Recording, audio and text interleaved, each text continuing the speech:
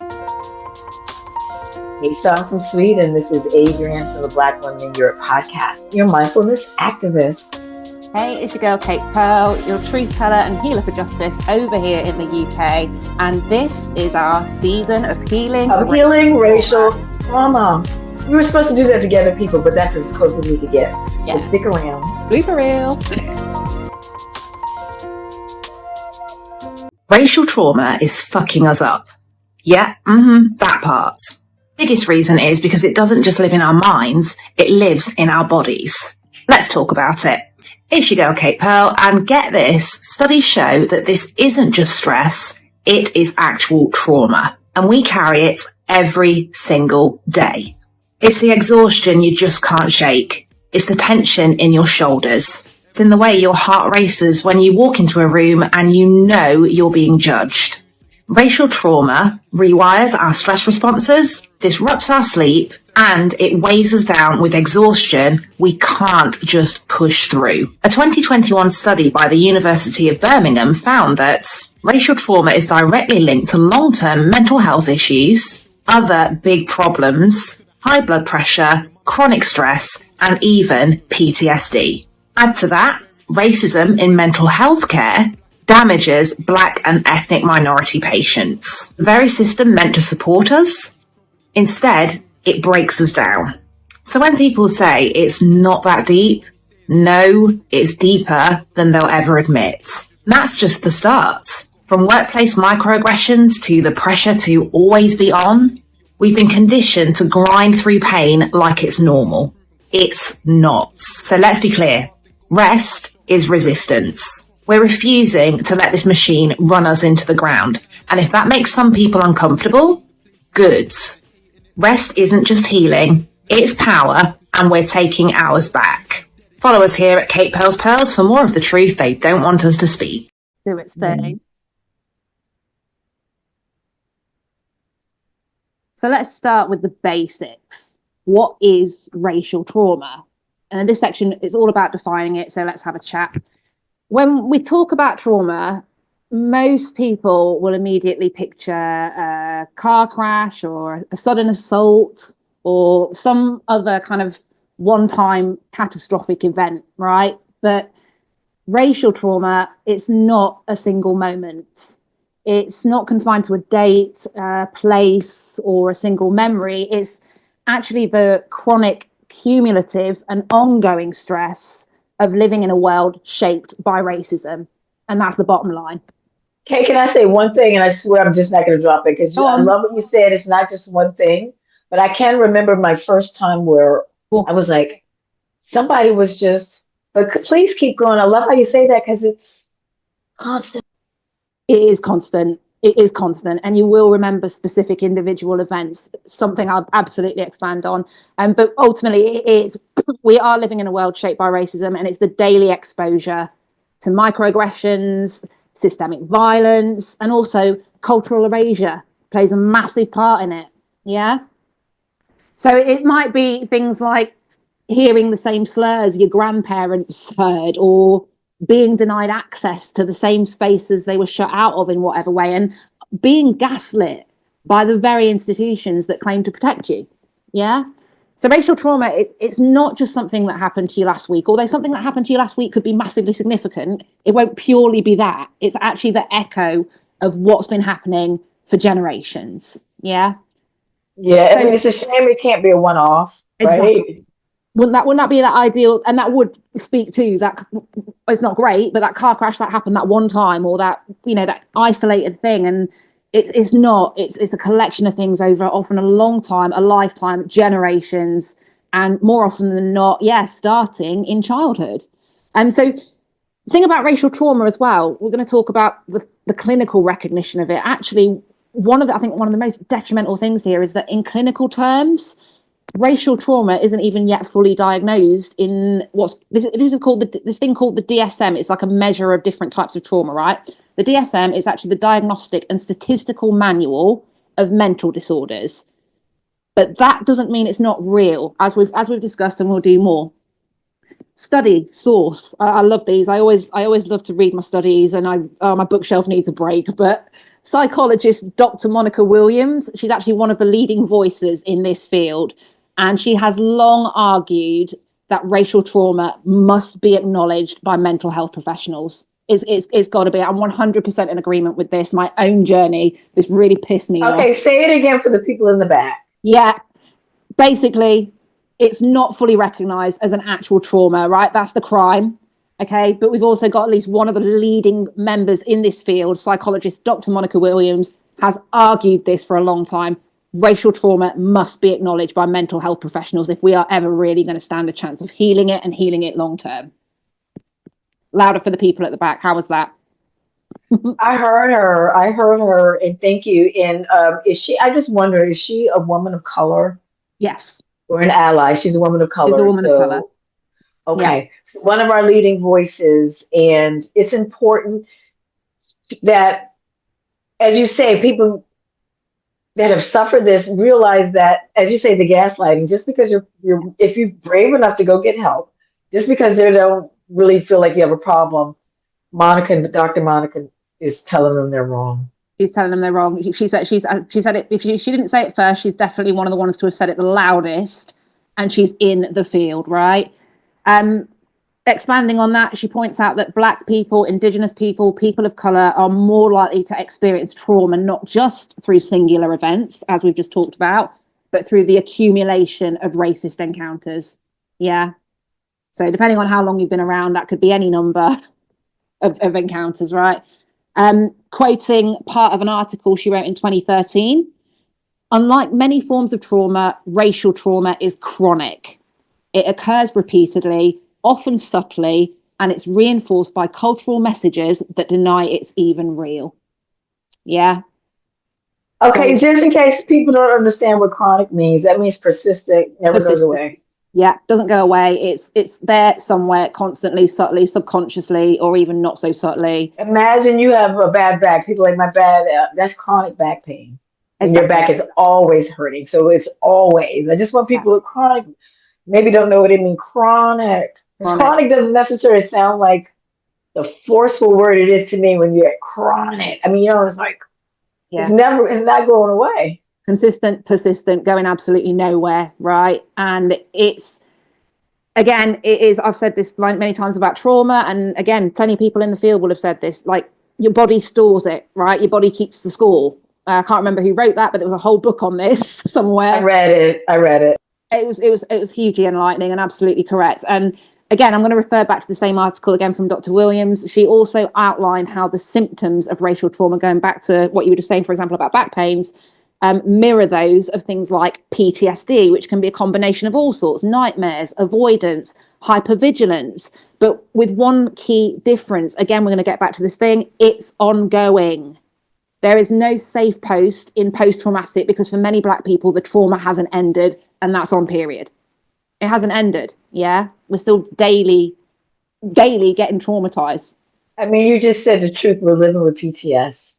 And I'm going to say D in parentheses, because from my yoga training with the Veterans Yoga Project, Mindful Resilience, the D, the disorder, we don't think it's a disorder. Your body is dealing with those things, and Black people outside of, in the Western world, are dealing with this every day. So it is a persistent thing. It is PTS. It is PTSD in parentheses. I'm so glad you said that, and that Dr. Monica said that. It is PTS. Yeah, I mean, when I say it is PTS, what we're dealing with the results of it. Let's put it like that. Yeah, and the aftermath, the impact, all of it rolled into one big, explosive combination. Yeah. Another thing I really want to address is intergenerational trauma. Right, we've talked about, we've at least just hit on how this is accumulative, right? Not even just in our own lifespans, but in the lifespans of many that came before us. The way the world's going, unfortunately, that's a few that have followed us. And we're on the track to changing this. But just to break down intergenerational trauma and why it's not a metaphor, we're going to break it down a little bit further, because racial trauma is both personal and collective, right? It lives in us, but it also lives in our histories, because it's in our memories and our bloodlines. Yeah. Yeah. So one of the most compelling pieces of research, again, I'm back into another study. Bookshelf needs a break, but it's not getting one. One of the most compelling pieces of research that backs this up comes from a study on epigenetics, right? So that's the idea that trauma can alter the way that genes are expressed and that these alterations can be passed down to future generations, yeah? Scientists like Rachel Yehuda and Moshe Sif have conducted studies on Holocaust survivors, as an example, and their descendants. But more recently, similar studies have actually been done finally with descendants of enslaved Africans, including work by the great, I love this woman, Dr. Joy DeGroy. If you've never heard of her, you need to check her out because she wrote this groundbreaking book called Post-Traumatic Slave Syndrome, right? And she does a lot of other work aside from that, but that is kind of the centerpiece for me. And it explores how the brutalities of slavery, colonialism, and racism are still felt in the behavior, beliefs, and bodies of Black people today. Yeah. Yeah. And by those that's, what's the word? Did it, whatever. I swear they're just as traumatized. White supremacy, that's trauma behind that too. But yeah, and at least in the States, traumatized on both sides. But it's interesting that what you just said is frightening because what you're saying is that my baby, okay, we know okay, in theory, could be born already having this trauma in her precious little body. Yes, 100% that. And even more research, research, lived experiences, but also I'll speak to types of therapy that I've found outside of mainstream mental health. Now that's a whole rabbit hole and we will be touching on that. Speak to the fact that any kind of generational trauma can actually, it can actually have been like in an individual, you can have anywhere between 15 and 30 generations before you's worth of trauma before you're even in the third trimester of your mother's pregnancy. You've soaked up all that trauma. Yeah. That one's a mind blower, but I'm going to come back to this part of it because I love what you said about how things go down in the States. I am in the UK, specifically England, Great Britain, as we'll call it. And here in the UK, while research is way thinner, we are beginning to see the groundwork laid. So we've got scholars like Dr. Kanetta Hammond-Perry, who's examined the historical traumas of migration and racism faced by the Windrush generation, suggesting that the shame's a big one, surveillance and systemic disrespect experienced by that generation didn't stop with them. It was inherited emotionally, psychologically, and socially by their children and grandchildren. And I can speak as the grandchild of our first Windrush lady, God bless her, my grandma, Gretel Eunice McLean, was the first one off the boat in the 1950s. I'm 3.0, my kids are 4.0, and I'm the first one that went in and said, hey, I need some help here because I'm not entirely sure what's wrong with me, but I'm not okay. Yeah, absolutely right. I'm a living example of that. Just to say, I admire the Windrush generation, watch a lot, not a lot, but some well-made BBC. I don't know who produced them. I think they were well-made documentaries. I think I've heard, who's your Black British scholar with the dreads and he's got the glasses and he talks David with Obama. I'm naming him straight away. Woo, girl, we're trying to get him on the blog. Trying to get him. On the podcast. We're trying to get him on the pod. But I heard him talk about it. I know Lenny Henry produced something about that generation. I don't know if it was a TV show or a movie, but your grandmother from what, Jamaican? Yeah. Sorry to deviate, and we may not get, this may be a 2-part episode, but not to deviate too much. But what made her get on that boat and come to? We'll never be 100% because let's call it disjointed, and definitely because of trauma and all kinds of things. But for the most part, I can tell you what would have enticed a lot of people over here at that point by knowing parts of her story. And that is that, respectfully, the advertising for the country in which they then came to plant their feet, and I'm going to say specifically England in her case, we had adverts saying things like, okay, better jobs, better opportunities. Yeah, come and help rebuild Britain after the war effort was kind of the subtitle. And in Jamaica specifically at the time, lots of poverty, lots of crime, no job opportunities, all kinds of stuff, unrested, massively, and I will say colonially unrested, but also the country had its own issues, the Caribbean in general did. So if you're sat in Jamaica at that time and you're seeing that as a reason to go to another country and you've got your family to feed, you've got all kinds of stuff going on, then that is going to put you on a boat for what you think is going to be a better life. Absolutely. Yeah. Part propaganda through the marketing, and part desire for a better life, just like our modern day immigrants. 100%. Okay, I'm just so sorry. This may end up being a tribute to your grandmother, but her bravery, did she come alone? She came alone, and she came alone as a single mum.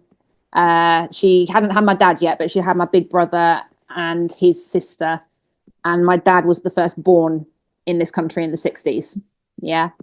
So yeah, she came alone.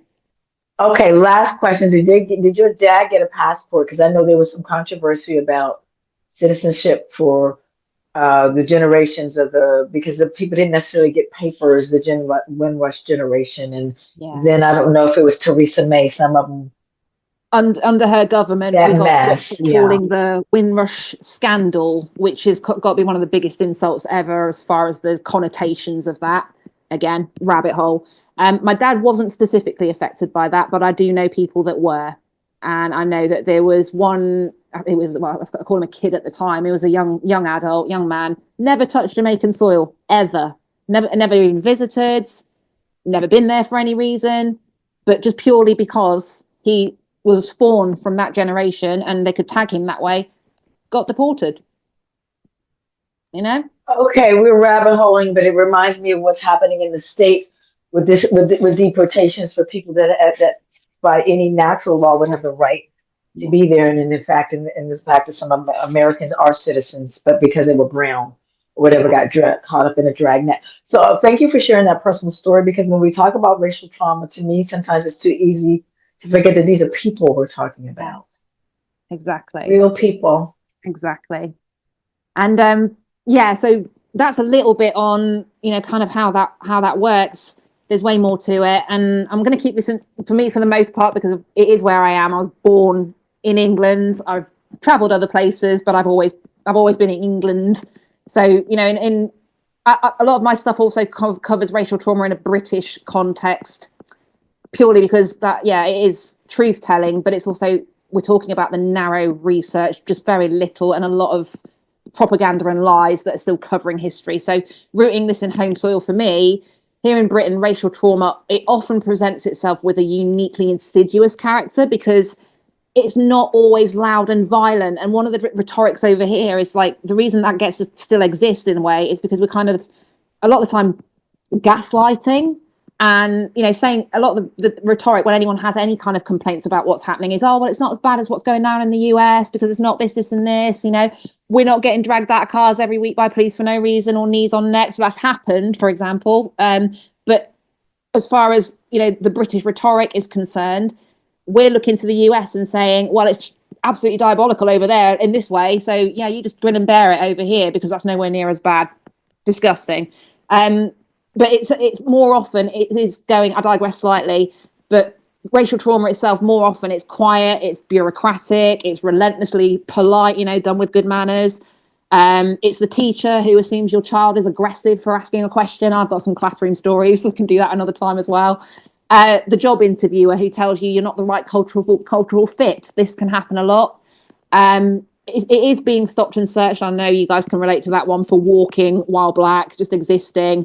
But yeah, no, it's absolutely watching your history omitted from textbooks, your dialect's ridiculed, your skin's fetishized or it's feared. There doesn't seem to be an in-between.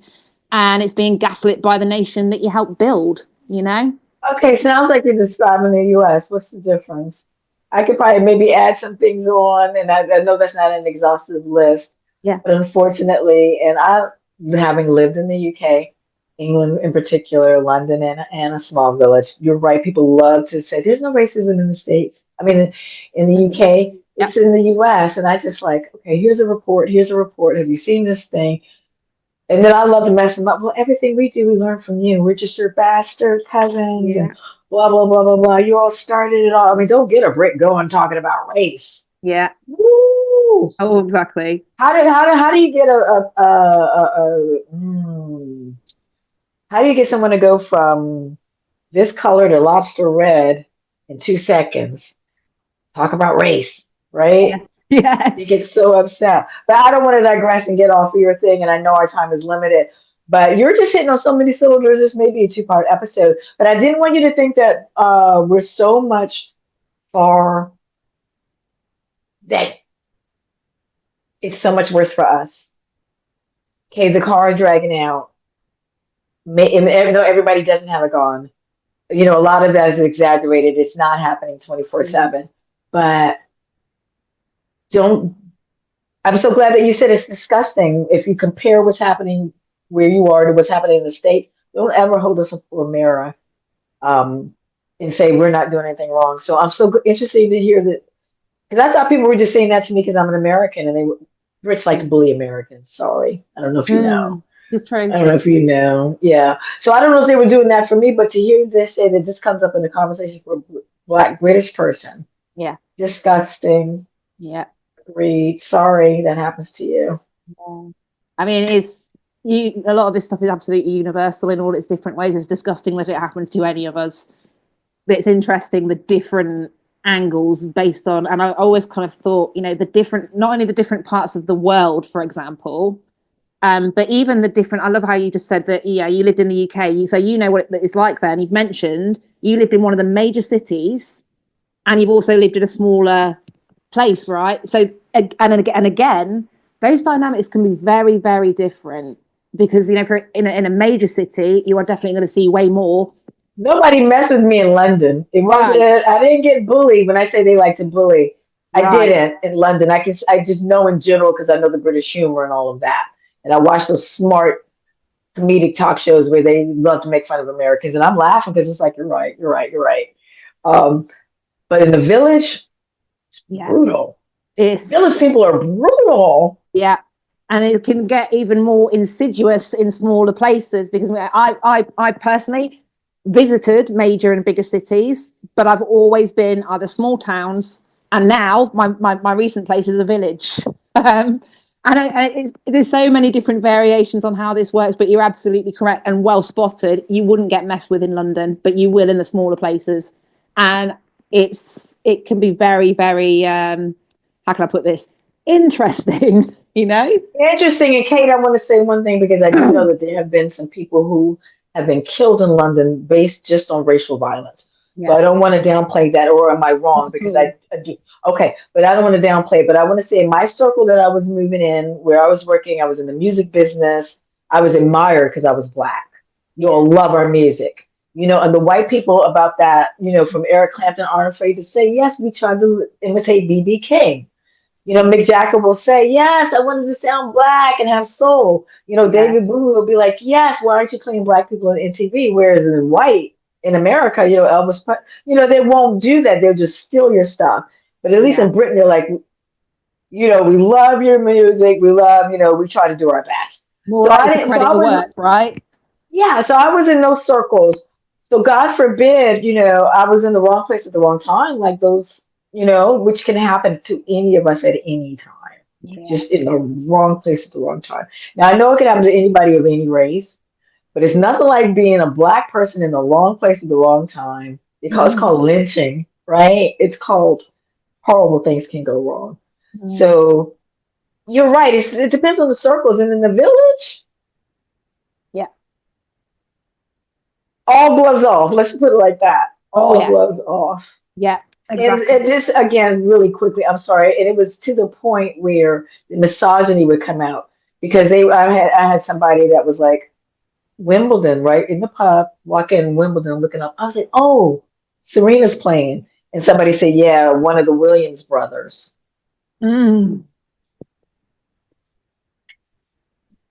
I'll just put it like that. So that's kind of that was traumatic for me. So not only was it racial traumatic, it was misogynistic. Yeah. So, I mean, I'm sure you're going to talk about how it can be to be a Black woman moving in spaces. We get it doubly. Yeah. But then our brothers get the knee on the neck. So please continue. Either we're too big and strong and they're terrified of us, or we're women and they feel like they can do whatever they want to do to us. Yeah. So it's a precarious place. Thanks for talking about this heavy subject, because this is a precarious place we have to navigate. Exactly. And it is navigating like constantly, strategically. And going back to what was said earlier on about why, things like the hypervigilance come up, because you don't, it is constant gamble as to which space is a safe space, like constantly. Yeah. So it's a big one to hit. So just things like, another thing, it makes it really hard then, and I think we could probably all agree with this at some point or another, to actually name the beast, right? To actually name, that collection of things we feel, whether it's your body tensing up, whether it's you being constantly on alert, whether it's these individual events. And I love the one that you just mentioned about this, the Williams brothers, etc. Even though maybe that wasn't a direct one to you, it was one you picked up on. And so the kind of, the triggering that can happen when it's not necessarily firsthand yours, but you've heard that thing said and, or done, or witnessed it done. So, when I say, and I say this a lot, racial trauma, it isn't just in our heads. It is a collection of all kinds of things that are happening. I mean it literally. It's actually in our bodies. Yeah, it's in our sleep cycles, our heart rates, our immune systems. It's in the way we carry ourselves and move through the world. And it's in the stories we've inherited from those who came before us, and the stories and programming that we're constantly inheriting, because programming and conditioning is happening in your daily lives as is, and any that have been inherited in terms of generationally as well. So it's trauma. I just think, I believe this one massively, that if trauma can be passed down, and I'm a living testament to this as well, so can healing. It absolutely can. And in the next part of this, I want to get into a little bit about how racial trauma impacts the body and how we can begin to reconnect, release and repair. Because at the end of the day, surviving isn't really the end goal. We're doing that, and we've been doing that for a long time. We've been doing that. The goal is actually to thrive now. Thriving's the goal. Amen, sister. So next part, I'm going to talk about how racial trauma does affect the body, because we've broken down what racial trauma is really, and had a wider discussion and shared some great examples between us. And that's been a phenomenal piece on its own. But now if we talk about how it shows up, not just in our minds, but in our bodies, then I'm sure the listeners can take something from this, and, it'll be helpful. So here's the truth. Trauma itself, it's not an illusion. It's not just a feeling. It's not just a memory. Trauma actually does live in the nervous system, period. And it changes how our bodies function. It changes how we respond to the world around us, and how we experience safety, or all too often in our party outfits, let's say, the lack of safety. Yeah. The body keeps the score. It also keeps the receipts. And so we're just going to open that first part up more. It's simple but profound. The body does keep the score. And that phrase, now a reminder, it was actually Dr. Bessel van der Kolk's famous book of the same name. But when it comes to racial trauma, we can actually push that a little bit further, because the body doesn't just keep the score, it keeps the receipts. I'm going to say that again. It keeps the receipts. All of them. I love that. And that book, I'm so glad that you remember the author's name and mentioned it several times. That book is must-read reading, I think, for anyone who's had trauma. Essential. Yeah. And it's every moment that we've had to bite our tongue, right? Every time we've smiled through the microaggression, right? The Williams brothers comments of the world. Every time we feared that our tone, our hair, our presence, our existence might be too much for that particular situation or room or whatever. And over time, that stress accumulates. Our nervous systems, they get stuck in a constant state of hypervigilance, ready to fight, flee, freeze, or fawn. Pretty much that. So science of stress, again, bookshelf is never going to get a break, but I think you might have had something you wanted to No, you were going right into it, because you were saying chronic stress. I say we live too much in chronic stress. Yes. But you were just going to say that, and that's where all those illnesses and things, these problems that we have disproportionately.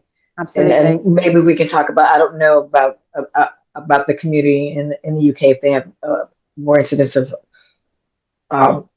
illnesses that are a result of chronic stress, like high blood pressure and diabetes and things like that. But all of that and more, because when our bodies perceive a threat, like even something as subtle as being followed, not really subtle, but subtle as being followed in a shop, one of my favorites, or watching another Black person brutalized on the news, our brains kick off stress responses, And what that means is, I bulleted these out, cortisol levels spike. Yeah. Cortisol being the main stress hormone.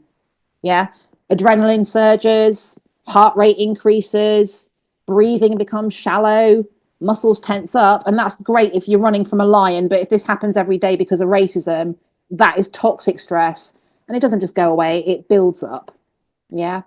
Yeah, our parasympathetic nervous systems aren't supposed to be activated all the time, just for, like you say, to run from that lion or not get hit by that car or catch somebody who's falling or whatever, but not constantly. And that's Not what we've been daily. living in for decades. Yeah.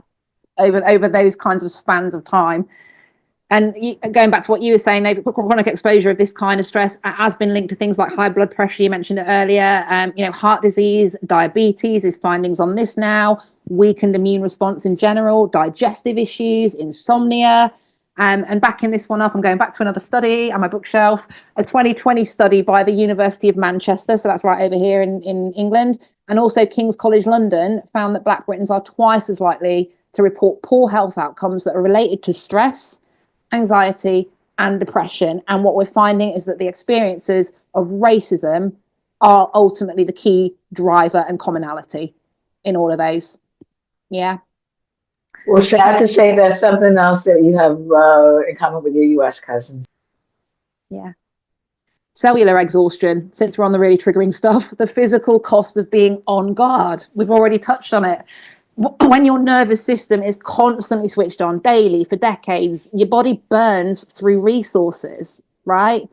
It actually means less capability or capacity for healing, for repair, and for emotional regulation. You get tired, and you don't just get tired mentally, physically, emotionally, all that stuff. You also get tired on a cellular level. Yeah. And this is what scholars are actually beginning to call weathering. It's got a term. So at least we've got a label now. Labels do help for some of these things. And the term weathering was actually coined by a public health researcher.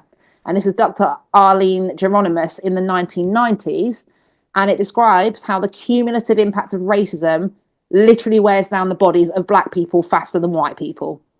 It explains why Black women are actually more likely to experience serious health complications in pregnancy, even when income and education are accounted for. And mortality rates for Black women, I mean, my goodness, another rabbit hole, I think global, but in Britain, it's shocking.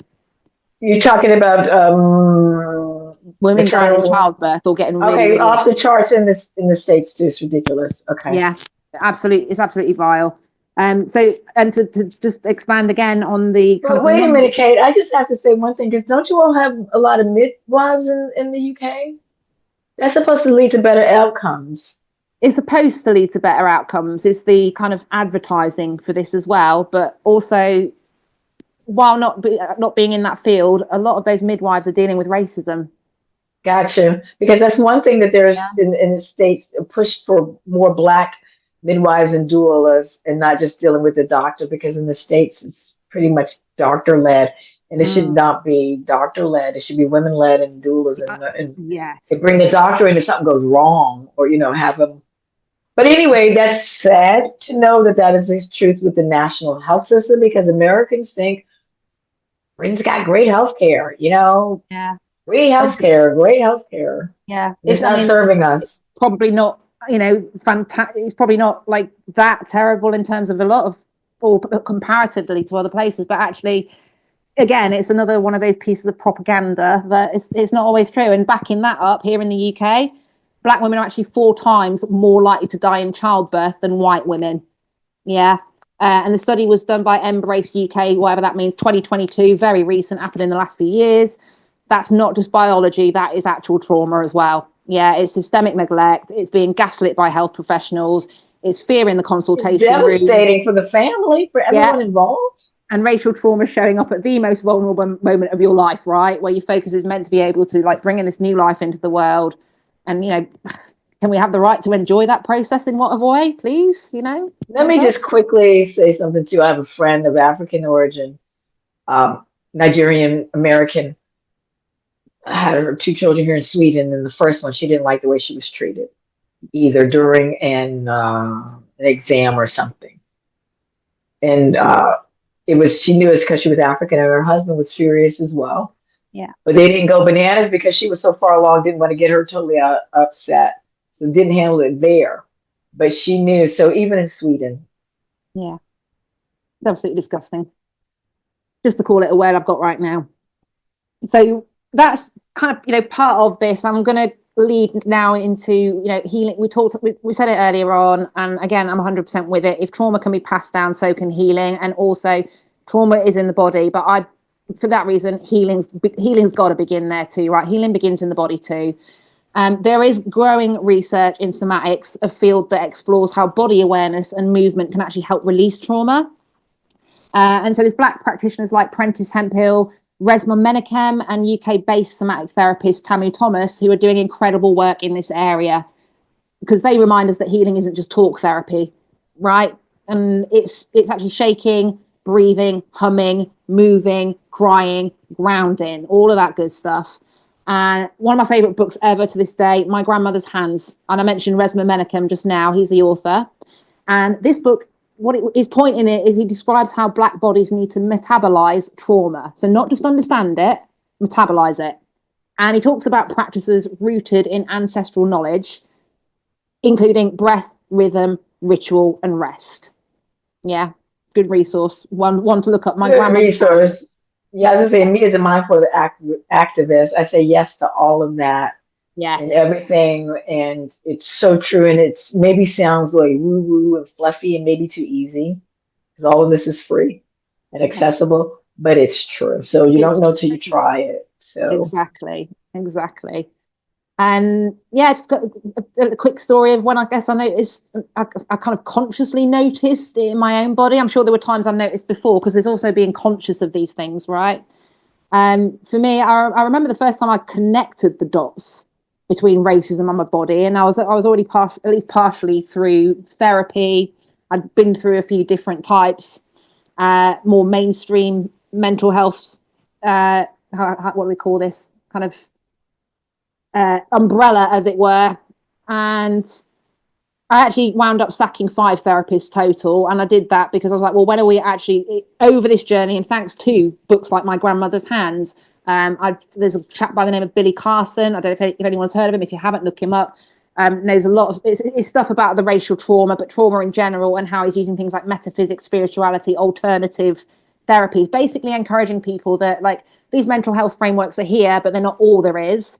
And what I had established by then that this is way too colonized, respectfully, for me to get much out of it. So, but I also learned how to connect the dots, and it was a pretty big moment on this one, recognizing it in my body. It wasn't a loud incident or anything particular. I'd seen way more elaborate and witnessed it, but I was just walking down the street and I was passing a police van. Now, nothing particular happened, but my stomach dropped. My breath got caught somewhere in it and my hands were clenched. And I realized that my body, it was preparing for something. Yeah, something it had learned to expect. And it didn't matter that I hadn't done anything wrong.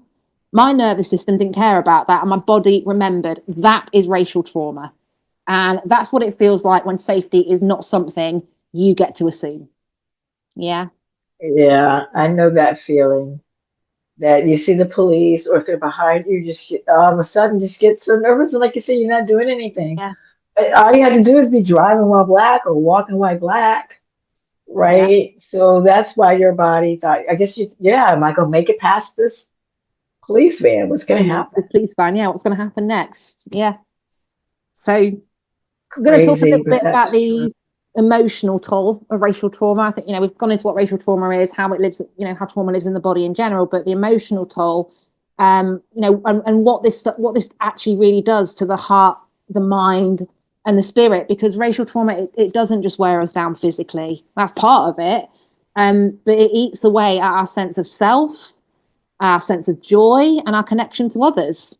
Yeah. It distorts our internal mirror and it makes us question our worth. It's whispers that we have to prove something, that we're not enough, that we're not safe, even when nothing is actually being said out loud. Yeah. Something called psychological microcuts. I can't remember who said it, but I love this. And it's the damage you can't always name is what it speaks to.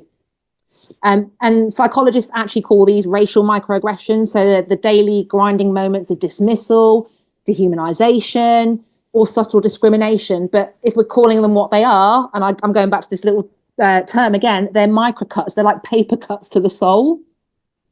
So they do seem, you know, they might seem small in isolation, or we're conditioned to believe that, but over time they actually build into a deep and damaging emotional wound.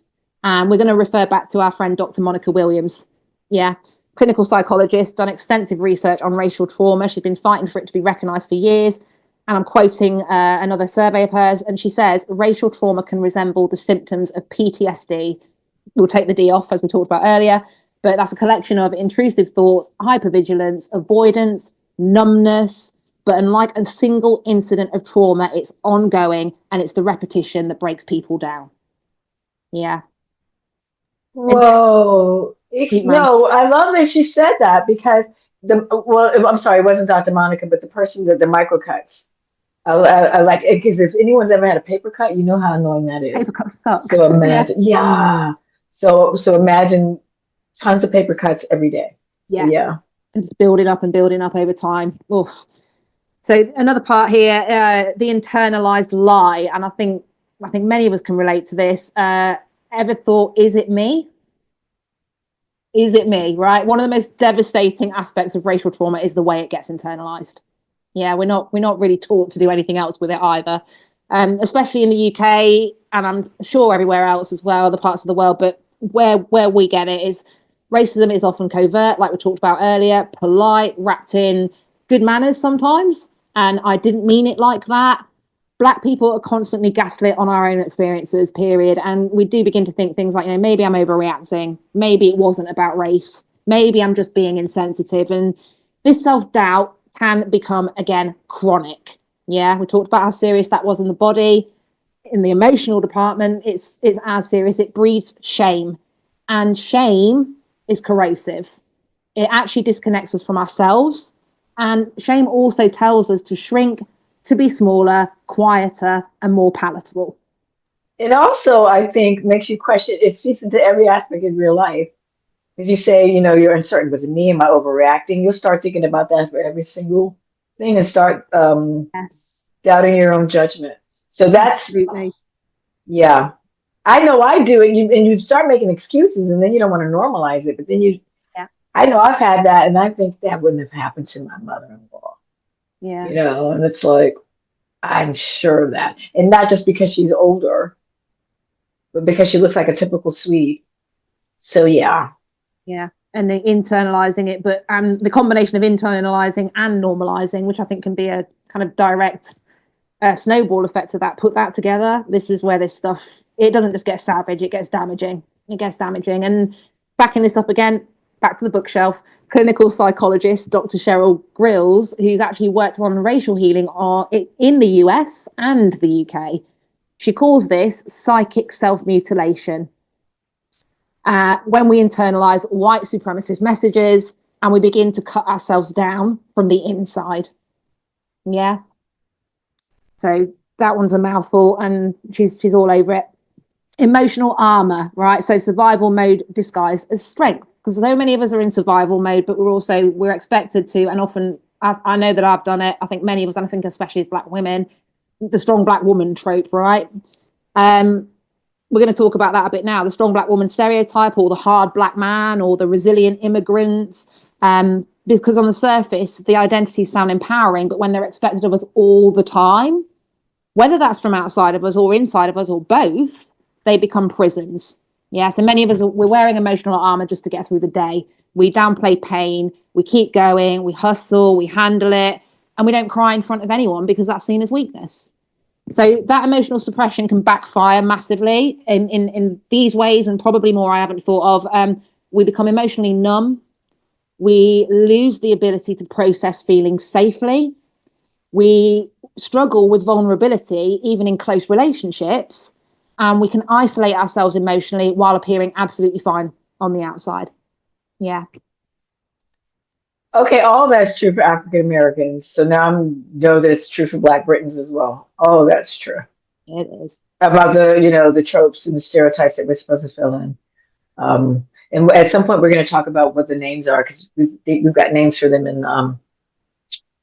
some of the stereotypes British, because we had like the ancient mama and the, the different stereo Uncle Tom and different. But I just wonder because we are supposed to fit into, this box. Can't be soft and feminine. I think that's why so many people hate Meghan Markle. Mrs. Sussex. Yes, I'm 100% in agreement on that one. Can't be soft and feminine. Definitely can't be winning at life, and things can't come with ease. Yeah, which is all bullshit. I know. They don't want us happy at all. We can't be happy and pretty. Don't be pretty. Yeah. Self-assured. But listen, sweetie, I know you have to go because I don't know if you have to go because we can keep going on. Yeah. Well, I've got a minute. It was just to tee you up and just kind of. Oh, no, good, because I go on all day with you, but I know my job is to keep track of the time while you drop the knowledge. So I just wanted to make sure that you're okay. But keep going. All good, because we've spoken about like the wounds and how racial trauma gets into our bodies and our emotions and our stories, and just turning towards something powerful and liberating. Yeah, healing practices and mindfulness, which is definitely Adrianne's jam. And I was going to tee you up for that. But just a real quick one. Talking about things like collective healing, right? Because individual healing says, let me fix myself. And 100%, we need to be saying that. Yeah. Not so much fix, but how can we heal? Because we're not broken is the thing. This is what collective healing says. We're not broken. We are wounded, though. And crucially, we're worthy of repair. Yeah. Together, too, because it's not, parts of it are an individual journey, but it really isn't an individual trauma. We're talking en masse, yeah.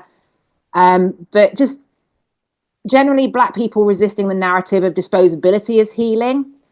Black joy is resistance. Black softness, going back to Meghan Markle, is resistance. Black rest is resistance. Yeah, I firmly believe you resist. The way you can start resistance is by lying the fuck down, giving yourself time. Amen, sister. Pouring into you, yeah. And also imagination, right? We dream all kinds of amazing things into the world. And going back to, we were talking about music, we're talking about all kinds of different things that are, maybe not uniquely as in the fact that they exist, but we do these things in a really, really unique way. And that goes right back to our ancestors as well. We've got a lot of practices and rituals that we can put into place on the daily. That while we're not ever going to be able to change history, or the fact that racism is something we're likely to deal with daily, we can pour into ourselves in ways that make it more of a healing experience than a traumatic one, because we'll still be traumatized, right? But we have more control over this thing than we think. And that is pretty much what I was going to say, because I have got to get my kids. But Adrianne's got a mindfulness practice, haven't you? Well, I do. And you know what? It's one that you can grab and take with you. It's an affirmation. Wonderful. My experiences are valid, and I trust my instincts. My experiences are valid, and I trust my instincts.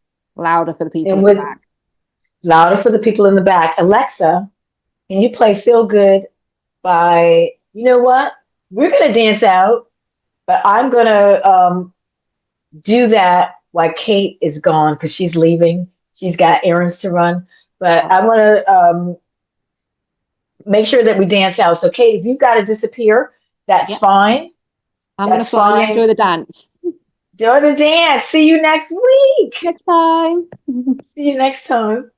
Alexa, play Feel Good by Gorillaz. Here's Feel.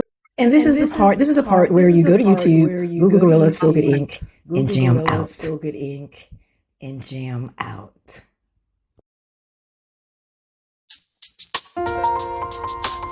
This has been your girl, Kate Pearl. I hope you found this episode enlightening. This is Adrianne, and I hope it's been healing. Bye. Bye.